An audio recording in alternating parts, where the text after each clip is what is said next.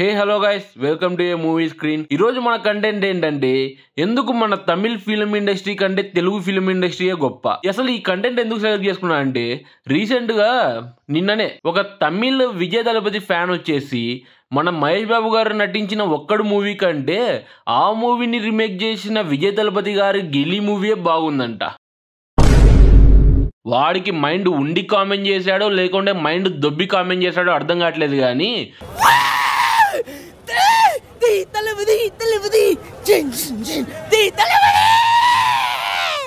ఒక్కడికి గిల్లీకి నక్కకి నాగలోకి అనుకున్నంత తేడా ఉంటుందండి. వీళ్ళు అదొక్కటే కాదు, ఈ సాంబార్ బ్యాచ్ ఏంటంటే మన టాలీవుడ్ ఇండస్ట్రీ మీద ఎప్పుడు చూడు పడి ఏడవడమే ఇలా పని.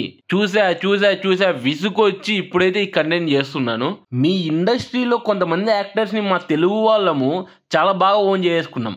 అందుకే మీ కథలు మీ ఆటలు ఇంకా సాగుతున్నాయి. మా మీద ఇన్ని కామెంట్స్ చేస్తున్నా కానీ మా వాళ్ళని చూసి మాత్రమే మేము సైలెంట్గా ఉంటున్నాం. ఈ వీడియోలోకి వెళ్ళే ముందు దయచేసి ఈ వీడియో కానీ నచ్చితేనే మీకు ఒక లైక్ చేయండి, కామెంట్ చేయండి, షేర్ చేయండి, సబ్స్క్రైబ్ చేయండి. ఇక వీడియోలోకి వస్తే ముందుగా మన టాలీవుడ్ బాక్స్ ఆఫీస్ పొటెన్షియల్ గురించి చూసుకుందాము.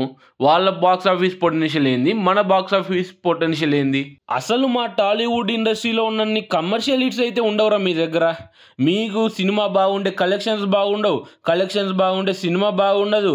మా ఇండస్ట్రీలో రెండు ఉన్న సినిమాలు, కలెక్షన్స్ ప్లస్ కంటెంట్ ఉన్న సినిమాలు ఎన్ని ఉన్నాయో చూసుకుంటారా ఒకసారి వచ్చి. ఈ వీడియోలో ప్రతి మూవీ పేరు చెప్పుకుంటూ వస్తే ఫుల్ లెంత్ అవుతుందని నేను చెప్పట్లే, మీరే చెక్ చేసుకోండి ఒకసారి. తర్వాత పాన్ ఇండియా విషయానికి వస్తే, అసలు పాన్ ఇండియాని ఇంట్రడ్యూస్ చేసిందే మన టాలీవుడ్. అది బాహుబలి ద బిగినింగ్తో ద ఆర్ట్ అయితే మొదలుపెట్టినాం. భారీ బడ్జెట్తో అంత విజువల్తో రిలీజ్ చేస్తే అది ఒక టాలీవుడ్కే కాకోకుండా మన సౌత్ ఇండియన్ మొత్తానికి పేరు తీసుకొచ్చింది. ఆ సౌత్ ఇండియాలో మీరు కూడా ఉన్నారు అంటే మా వల్లే మీకు కూడా కొద్దో గొప్ప గుర్తింపు వచ్చింది, అది మర్చిపోకండి. ఆ తర్వాత కంక్లూజన్తో మేము పెట్టిన 2000 crores రికార్డుకి కలెక్షన్స్తో మీరు ఇప్పటికీ ఏడుస్తున్నారు. ఇది మీకు ఒక కళనే నాకు తెలిసినంత వరకు. మీరు ఏ మూవీతో కొడతారో కూడా మీకు ఊహించుకోలేరు. ఇది కొట్టలేక తమిళ్లో వచ్చిన హైప్ మూవీస్ని పట్టుకొని బెటర్ దాన్ బాహుబలి అని రుద్ది పెడతారా మీరు. PS1 PS2ని బెటర్ దాన్ బాహుబలి అనే లెవెల్లో మీరు రుద్దినారా ఆ రోజు రిలీజ్ అయిన రోజు. నేను బాగా చూసిన రివ్యూస్లలో. ఇక రీచ్ విషయానికి వస్తే, మా టాలీవుడ్ నుంచి వచ్చిన సాంగ్స్ కానీ మా హీరోస్ ఏదైనా స్టెప్పులు వేసినా కానీ అది గ్లోబల్ స్థాయిలో అయితే వెళ్తుంది.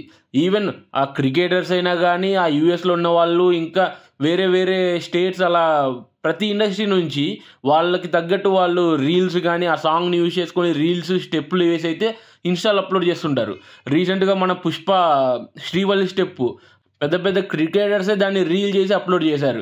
ఇప్పుడైతే కుర్చీ మడత పెట్టి సాంగ్ ప్రజెంట్ ట్రెండింగ్లో ఉంది. ఇక నెక్స్ట్ అవార్డ్స్ విషయానికి వస్తే, మా మూవీస్లలో TFIలో RRRకి వచ్చినన్ని అవార్డ్స్ మీ మూవీస్లలో ఒక్క మూవీ కన్నా వచ్చింది అంటే ఒక్కసారి నాకు కామెంట్ చెప్పండి, మనం చెక్ చేసుకుందాం.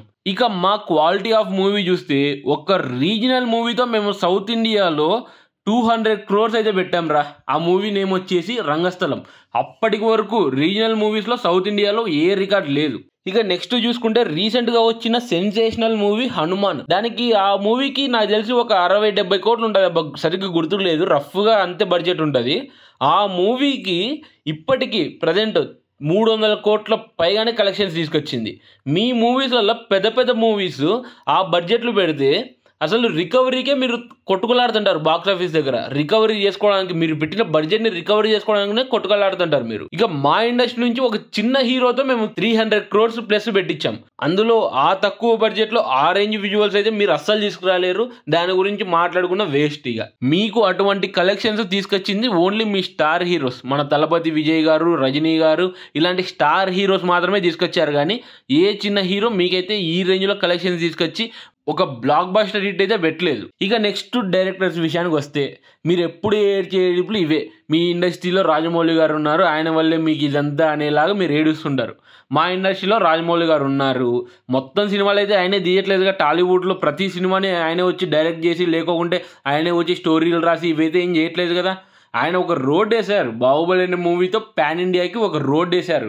ఆ రోడ్లో ఆయన ఇన్స్పిరేషన్గా తీసుకొని ఇంకొంతమంది డైరెక్టర్స్ వచ్చి దాన్ని అయితే ముందుకు తీసుకెళ్తున్నారు. మన నాగశ్విన్ గారు కావచ్చు, తరుణ్ భాస్కర్ గారు కావచ్చు, సుజిత్ కావచ్చు, సుకుమార్ గారు, త్రివిక్రమ్ గారు, సందీప్ రెడ్డి వంగ గారు, ప్రశాంత్ వర్మ గారు, ఇలాంటి వాళ్ళంతా ఇలాంటి వాళ్ళని ఇన్స్పిరేషన్ గా తీసుకొని ఒక పాన్ ఇండియా అనే ఆయన వేసిన రోడ్లు అయితే వెళ్తున్నారు వీళ్ళంతా.